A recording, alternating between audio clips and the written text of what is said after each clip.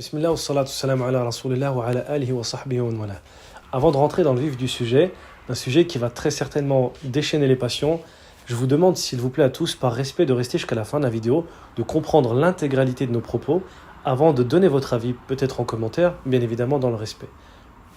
Alhamdulillah, avant de commencer cette vidéo, notre religion musulmane nous apporte des éléments fondamentaux, des éléments sur lesquels il n'y a pas de divergence et sur lesquels personne ne peut venir remettre en question ne serait-ce que l'once d'un doute parmi ces derniers.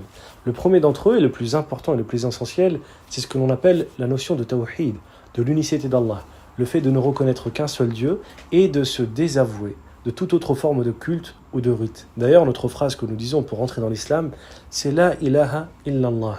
Il n'y a de divinité si ce n'est Allah. Et cette phrase est construite d'une manière grammaticale et linguistique assez belle. Elle commence d'abord par dire il n'y a de divinité, c'est-à-dire de refuser toute forme d'adoration, puis de reconnaître qu'Allah Azza wa Jal. C'est-à-dire qu'on peut être musulman, on ne peut pas être musulman tant qu'on n'a pas d'abord décrété qu'il n'y a pas de Dieu et qu'on ne s'est pas désavoué de toutes ces formes de divinité ou de choses qui y rapprochent avant de décréter qu'il n'y a qu'un seul Dieu. Cette vidéo également, nous l'avons faite car c'est le travail de tous les prophètes et de tous les messagers.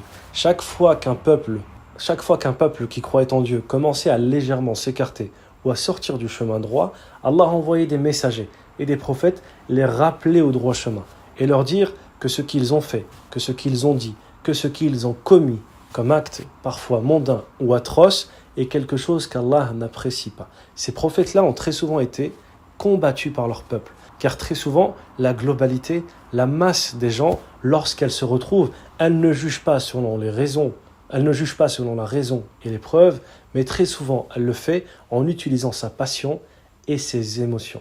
Ainsi, dans cette vidéo, nous allons faire preuve de raison et de preuve, et nous allons essayer de mettre de côté nos passions et nos amours d'antan ou présent, Inch'Allah ta'ala. Nous avons décidé de faire cette vidéo parce que ce sujet est en train de brûler, de polémiquer dans tous les sens, au point où plusieurs médias et chaînes YouTube ont même parlé et condamné vigoureusement cet acte dans la communauté et dans la YouTube-sphère ou dans la toile du web. Our brother Abdulkarim Benzema. Abdulkarim Benzema. Listen carefully. أقسم بالله العظيم. Wallahi, this should make us sick to our stomach. Yeah, Allah subhanahu wa ta'ala who's created the heavens and the earth. Heavens and the earth, who sustains you. Cet acte-là, je vous propose dans un premier temps de le regarder et de le commenter. Alors, comme vous le voyez dans les images, ici nous sommes en train de voir le Real de Madrid qui, suite à sa victoire dans la Champions League, est en train de se diriger vers ce qu'on appelle la cathédrale de Almudena. Cette cathédrale se situe à Madrid. Et ils sont en train de venir les uns après les autres et d'effectuer une cérémonie globale dont le but est de présenter la coupe à notre mère Marie, qu'Allah la préserve. Et à la fin de cette vidéo, vous voyez que tout le club du Real de Madrid se prend en photo avec le cardinal de Madrid et vous aurez, je pense, aperçu le joueur Karim Benzema porter lui-même de ses propres mains la coupe pour la présenter de ses propres mains à la Vierge Marie. Maintenant que nous avons vu les images, parlons des faits. Ces faits vont être extrêmement épineux parce qu'ils vont mentionner quelqu'un qui est apprécié de la communauté musulmane de manière générale, qui est notre frère Karim Benzema.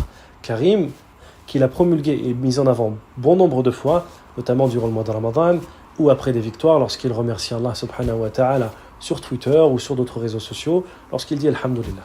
Donc Alhamdulillah, nous avons un musulman qui a commis un acte. Cet acte-là, nous allons essayer de le décrypter de manière factuelle et de dire ce qu'il représente en islam. Nous avons un musulman qui va dans une église. Est-ce qu'un musulman a le droit de se rendre dans une église ? Oui. Est-ce qu'un musulman a le droit de se rendre dans une église pour une cérémonie ? Tout dépend de la cérémonie et tout dépend de son implication dans une cérémonie. Imaginez-vous, moi par exemple, si je vais dans une église ou dans une synagogue et que je porte la toge d'un prêtre et que je commence à chanter avec eux ou que je me mette à l'orgue comme pour composer un peu de musique. Est-ce que c'est la même chose que si je suis musulman et que je suis derrière simplement en tant qu'observateur ? Bien évidemment non, car je suis impliqué dans ce rituel et mon implication dans le rituel fait de moi quelqu'un qui a commis un acte très grave en islam.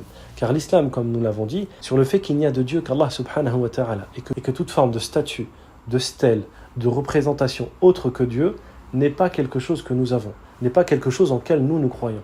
Et bien que je suis musulman, je peux commettre ce que l'on appelle en islam le shirk. Le shirk, c'est le fait d'associer quelqu'un ou quelque chose à Dieu. Qu'est-ce que le fait d'associer quelqu'un ou quelque chose à Dieu ? C'est le fait de faire quelque chose que je fais habituellement pour Dieu, pour autre que Dieu. Par exemple, Allah subhanahu wa ta'ala est le seul qui mérite que je me prosterne devant lui. Si je me prosterne par vénération devant quelqu'un autre qu'Allah subhanahu wa ta'ala, j'ai commis le shirk. Par exemple, Allah est le seul à maîtriser l'avenir et de savoir ce qui va se passer dans le temps futur.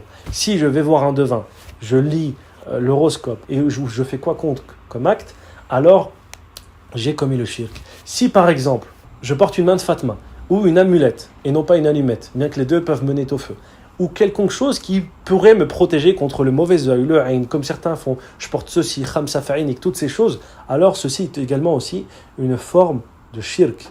Et le shirk n'est pas pardonné à Allah. Maintenant, des gens vont nous dire, mais tout dépend de mon intention. Il se peut, par exemple, que j'ai mis une main de Fatma chez moi, mais simplement à titre décoratif. Ce n'est pas un argument acceptable en islam. Car le prophète, alayhi salatu wassalam, nous a démontré que nous devons avoir une forme de rejet pour ces choses qui sont adorées en dehors d'Allah. Si chez moi, par exemple, je veux porter quelque chose qui représente une arabesque, j'ai le droit. Mais si c'est une main de Fatma, j'ai pas le droit. Si c'est le pied de Brahim, j'ai le droit. Même s'il est enguirlandé dans des formes d'arabesque. La même chose pour la croix. Est-ce que j'ai le droit de porter une croix comme ça sur mon t-shirt? Oui. Mais si je la porte comme ça, comme la croix de Jésus, non. Parce que c'est un acte qui représente une adoration d'une religion qui n'est pas la nôtre. Mais l'adoration, ce n'est pas uniquement que de dire « Oh Jésus, oh Marie, priez pour nous, Ave Maria » ou je ne sais quoi. C'est également aussi faire preuve de n'importe quel rituel, cérémonie qui se rapproche de ces formes de culte, quelles que soient les conséquences que nous en avons. Le prophète, alayhi salatu wassalam, parmi les bases que l'on apprend à chaque petit enfant musulman, c'est de dire « Qul ya ayyuhal kafirun, la a'budu ma ta'budun, wa la antum a'buduna ma a'bud » Ô vous les incroyants, je n'adore pas ce que vous adorez, et vous n'adorez pas ce que j'adore. Lakum dinukum waliya din. Vous avez votre religion, vos cultes, votre pratique, et j'ai la mienne. Dans le shirk, il y a le fait de faire une offrande ou de présenter quelque chose à une autre divinité. Ceci est un acte clair de shirk. Le fait de prendre quelque chose, de le présenter à une divinité, dans un moment de joie, c'est considéré comme une offrande. Et d'ailleurs même, sur le compte Twitter du Real de Madrid, il est écrit « le club du Real de Madrid offre la 14e Liga et la 35e Liga à la cathédrale. » Et donc, ils l'ont offerte à la Vierge Marie.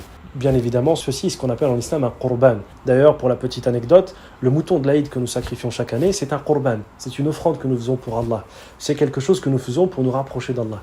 Et toute offrande que je fais dans ma vie pour autre qu'Allah subhanahu wa ta'ala, même si c'est parce que mon club l'a fait, même si c'est parce qu'on me l'a demandé, c'est une forme de shirk. Maintenant, désormais, parlons du shirk. Le shirk est le pire péché qu'il soit en islam.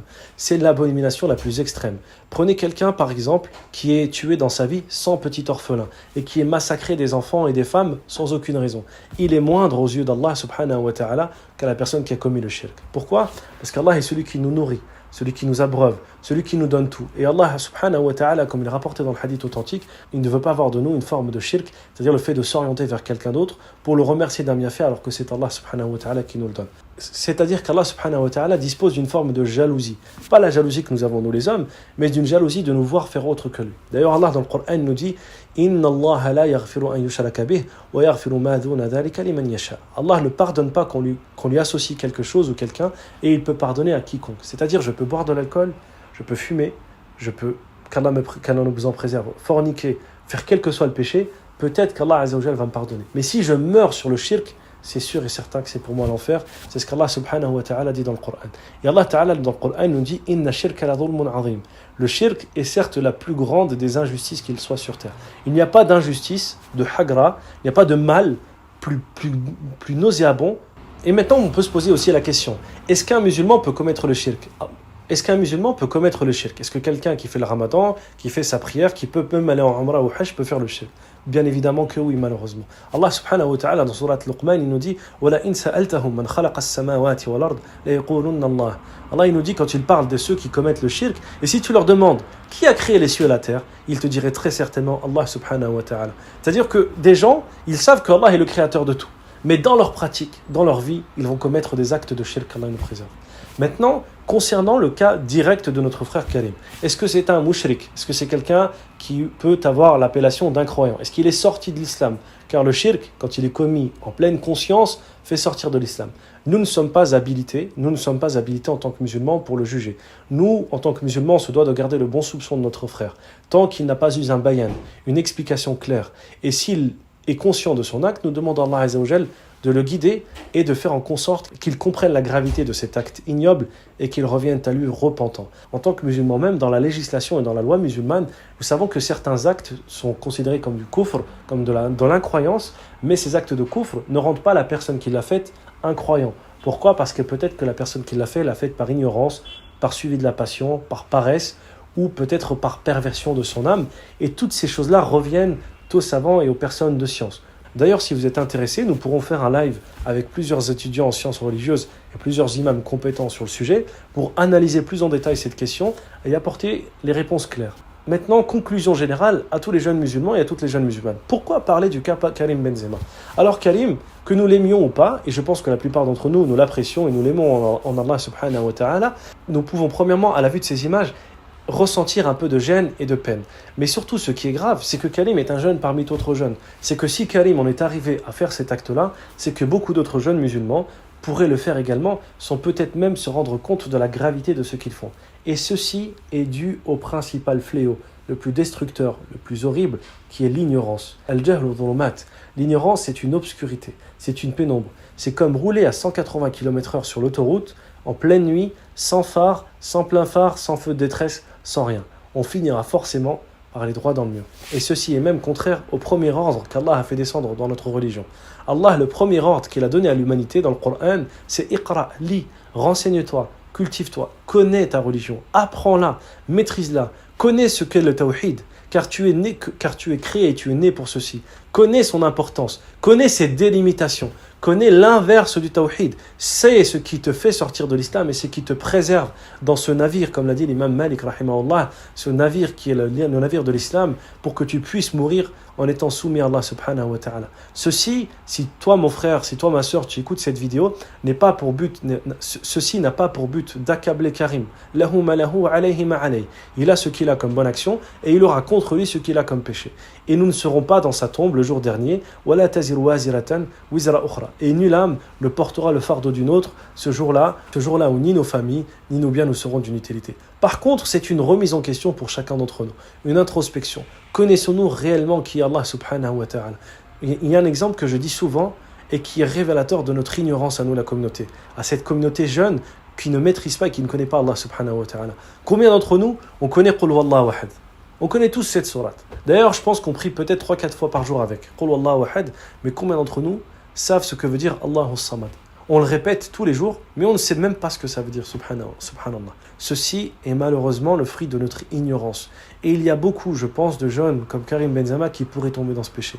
Donc, cramponnez-vous à votre religion, apprenez la parole d'Allah, lisez le livre d'Allah, comprenez ce qu'Allah vous a dit, comprenez ce qu'Allah a voulu vous dire, ce qu'Allah veut de vous. Cette vie est tellement courte. Combien de jeunes étaient parmi nous, ils sont morts. Combien voulaient prier demain, mais sont morts hier. Qu'Allah subhanahu wa ta'ala nous guide tous.